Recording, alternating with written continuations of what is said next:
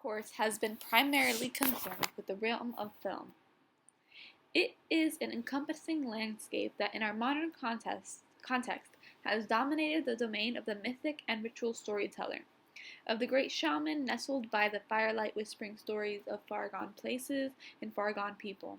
And yet, while we have been centered within this domain, there is a figure who exists beyond the bounds of film and who has provided a startling and sobering voice of myth and ritualism on religion and magic: Alan Moore.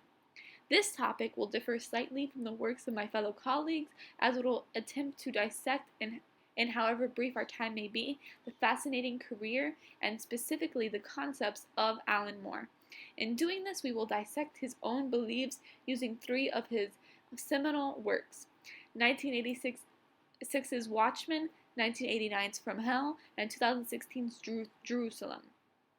Each of these works are seminal in understanding Alan Moore's often esoteric conceptualization of myth, ritual, magic, and mythicism. Yet before we begin, I would like to quickly explain why I believe Alan Moore is a noteworthy and important figure on top of myth and ritual. Why is it that I chose Alan Moore over any other possible writer? And the answer is quite simple. His perspective is unique. When I first delved into the works of Alan Moore, I saw a subtle shift in my own perspective on the functions of time, space, religion, mythicism, and magic. And while I will not say that I completely subscribe to all of the ideas that Mr. Moore has, I will say that I am intrigued. Part 1. Watchmen. Alan Moore's 1989 seminal masterpiece, Watchmen, which has won several awards and has been made into a feature film and soon-to-be HBO series, is a work that is obsessively concerned with the nature of time and rituals. The heroes in the film, as Alan Moore himself have discussed, are broken people. When Alan Moore began construction on this project, there was a driving question that guided the work. If superheroes were real and existing in the real world, how would they act? Moore came to a subtle conclusion in the work on the ritualized drive that many of the heroes and villains shared: mental illness. The heroes were compulsive, abused, beaten, and battered, broken things. They, the men and women behind the mask, created these facades for themselves, in part to create a mythic idealization for themselves. They did this to not have to fall back into the mundanity and the sadness of day-to-day existence.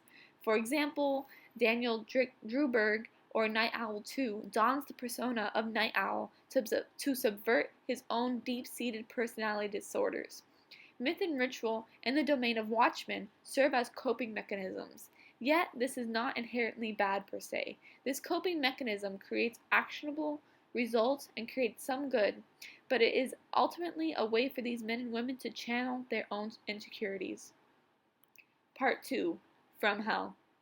Alan Moore's 1989 work, From Hell, focuses on an occultist exploration of the Jack the Ripper murders. In this situation, myth and ritual are used in grotesque and perversive ways for the exploration and annihilation of others.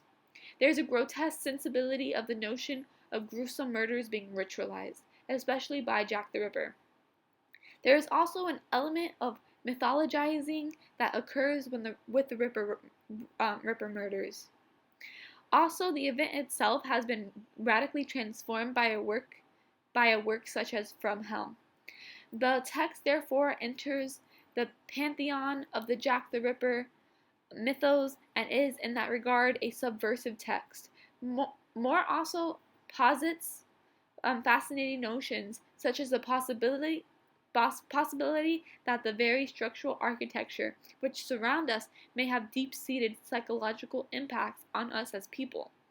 Moore posits, for example, that someone working in an office building constructed much like a rat maze may in turn psychologically feel like a rat trapped in a cage. Being surrounded by bars or lack of windows or odd angular dimensions in physical space can fundamentally disrupt our emotional and intellectual and personal perceptions. Part 3. Jerusalem. Our final work, which we shall use to delve into the mindscape of Alan Moore, is 2016's Jerusalem. Jerusalem is a monolithic text, enormous and profound and filled to the brim with psychologically disconcerting notions on the nature of free will, freedom, choice, myth, religion, and mythicism. It is, in a sense, an all-encompassing tomb on the physical and profound musings of Alan Moore. On the questions of myth and ritualism, Moore believes that they are inextricably tied to his musings on magic. Magic to Moore is a simple equation: life plus significance equals magic. It is within this quote, and a quote from Hell, the one place gods inarguably exist is in the human mind, that the very intellectual experiment of Jerusalem is birthed. Moore, unlike other writers and scholars, is not wholly agnostic or atheist. In fact, he is far from it. Rather, he believes in a subversive realm, for lack of a better, more useful term, where stories and beauty and life itself are merged with some higher significance, narrative, and its plethora of characters, both physical and godly, that Moore is able to navigate a concept which he refers to as idea space, which Moore maintains is much like a physical realm in which ideas are pre-existing and which they must be navigated to adequately identify ideas. Alan Moore is one of the most creative and eccentric individuals writing today. His style is undeniably unique and profound, and whether you agree with his ideas or not, there is an absolute brilliance in his ability to consider the world from a different point of view, which we may compare and contrast to our own personal ideology and philosophy.